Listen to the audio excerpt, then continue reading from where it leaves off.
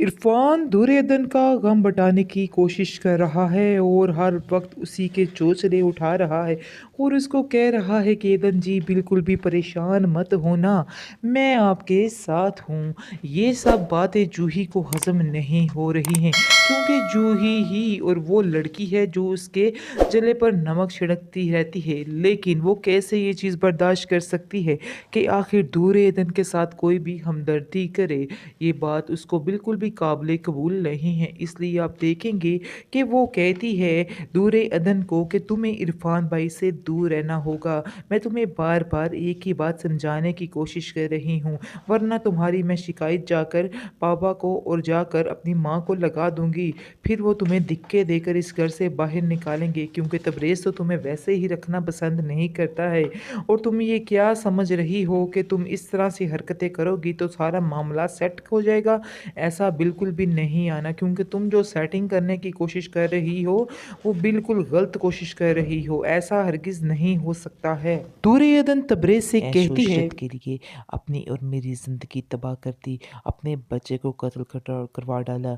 लेकिन ये सिर्फ़ और सिर्फ़ तुम्हारी ऐश के लिए था, क्योंकि तुम्हें बिल्कुल भी इन बातों की परवाह है ही नहीं थी। और मुझे पता है कि तुम इन बारे में नहीं सोचते, तुम्हें सिर्फ़ पैसा ही अज़ीज़ है और पैसे के बारे में ही तुम सोचते हो, और आप सब लोग पैसे के पुजारी हो।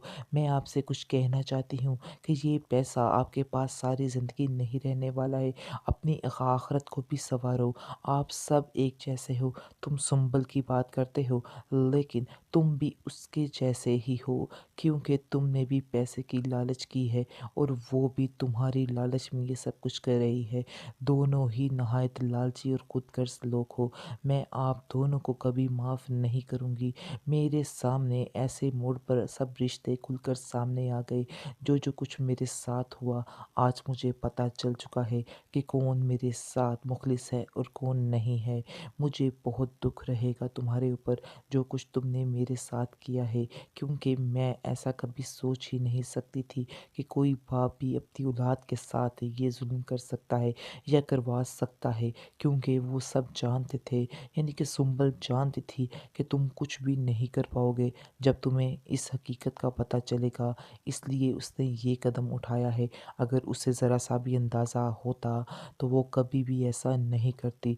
इसलिए वो बड़ी ही दीदा दिलेरी के साथ ये सारा कुछ कर रही है और उसको बिल्कुल किसी बात का कोई भी खौफ नहीं है। इसलिए अब मुझे समझ आई है कि तुम भी उस चीज़ के हिस्सेदार हो। इसलिए मैं इस बात के लिए तुम्हें भी कभी माफ़ नहीं करने वाली हूँ। ये बात तुम भी अपने दिमाग से निकाल दो कि मैं तुम्हें कभी माफ़ करूँगी, क्योंकि मेरे अंदर अब इतनी हिम्मत, इतना हौसला नहीं रह गया है।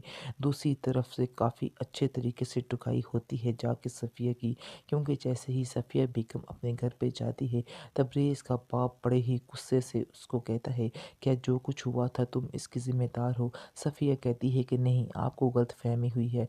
आगे से वो कहता है कि तबरेज़ ने मुझे सारा कुछ बता दिया है जो कुछ हुआ है। तो आगे से सुंबल के साथ मिलकर जो कुछ तुमने किया है, सारी हकीकत मेरे ऊपर खुल गई है। मेरा बेटा बहुत रोया, बहुत तकलीफ़ में था और उसको इस बात का सबसे ज़्यादा दुख था कि मेरी माँ ने भी सुंबल का साथ दिया और उसके साथ मिलकर ये सब कुछ किया है। आप लोग क्यों इस तरह की हरकतें कर रहे हो? मेरा दिल तो आज कर रहा है कि मैं तुम्हें आज और अभी और इसी वक्त छोड़ दूँ, और तुम्हारी सज़ा है कि तुम्हें भुगतनी पड़ेगी कि मैं दिल से अब कभी तुम्हारे साथ नहीं हो सकता हूँ, क्योंकि तुमने जो हसर केशर किया है, बल्कि तुम सोचो कि तुम एक कातिला हो, तुमने एक कत्ल किया है, और इस चीज़ को अपने दिमाग में बिठा लो। और ऊपर से तुम्हारी बेटी जूही, उसको तुमने बिल्कुल भी ज़हन नहीं रखा कि जो कुछ तुम आज किसी की बेटी के साथ कर रही हो, वो कल को तुम्हारी बेटी के साथ भी हो सकता है।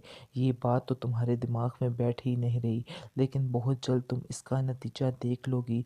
फिर इस बात का और कोई ज़िम्मेदार नहीं होगा, बल्कि सिर्फ़ और सिर्फ़ तुम इस बात की ज़िम्मेदार होगी, क्योंकि तुमने कभी सोचा ही नहीं कि किसी की बेटी के साथ इस तरह से करना किस कदर गुनाह है, और वो उल्टा तुम्हारे ऊपर भी पड़ सकती है, और ऐसा ही होगा। हँसी खुशी ज़िंदगी गुजार लो, मेरा तो तुमसे यही कहना है।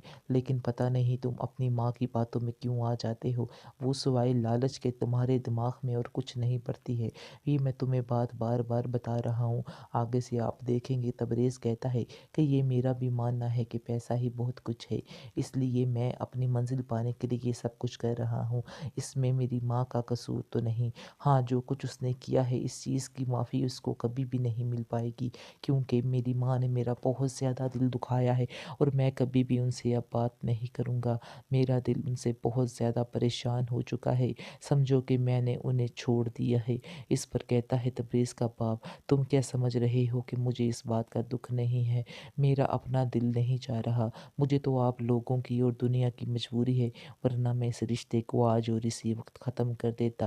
اس کے بعد اب دیکھیں گے کہ تبریز کو وہ کہہ کے جاتا ہے کہ تم جو فیصلہ کرنا بہت ہی سوچ سمجھ کے فیصلہ کرنا، کیونکہ میں نہیں چاہتا ہوں کہ تم سنبل کے ساتھ رہو، کیونکہ میں کہہ رہا ہوں کہ اگر سنبل اس بات میں شامل ہوئی تو میں سنبل کا اور اس کے باپ کا وہ حال کروں گا کہ تم سوچ بھی نہیں سکتے ہو۔ آخر انہوں نے اپنے آپ کو سمجھ کیا لیا ہے، کیسے انہوں نے اتنی بڑی حرکت کر دی ہے۔ دوسری طرف آپ دیکھیں گے وہ جیسے ہی کر جاتا ہے تبریز کا باپ، تو وہاں جا کر اس کی ماں کو کہتا ہے کہ میرا دل کر رہا ہے کہ ابھی اور اسی وقت تمہارا قصہ ختم کر دوں، لیکن میں مجبور ہوں اپنی اولاد کی خاطر، کیونکہ میری بیٹی کی شادی ہو چکی ہے اور مجھے ایسا لگتا ہے کہ تمہارے لالچ کے گڑھے نے اس کا گھر بھی برباد کر دینا ہے۔ پہلے تم اپنے بیٹے کا گھر تو برباد کر چکی ہو، تم کیا سمجھ رہی ہو کہ تم نے دور عدن کو مات دی ہے، لیکن حقیقت میں ایسا نہیں ہے۔ تم نے دور عدن کو مات نہیں دی ہے، بلکہ تم نے اپنے بیٹے کو مات دی ہے اور اس کے گھر کو اجاڑ کر رکھ دیا ہے۔ تمہاری روح نہیں کانپی اس طرح کی حرکت کرتے ہوئے، تمہیں شرم آنی چاہیے تھی، اور مجھے افسوس اس بات کا ہے کہ جوہی بھی اس بات میں شامل تھی، اور آپ دونوں نے پیسے کی لالچ میں آ کر کیا کچھ کر ڈالا ہے، یعنی کہ سنبل سے صرف ایک پیسے کی لالچ کے پیچھے آپ لوگوں نے اپنا ایمان، اپنی آخرت، ہر چیز خراب کر لی ہے۔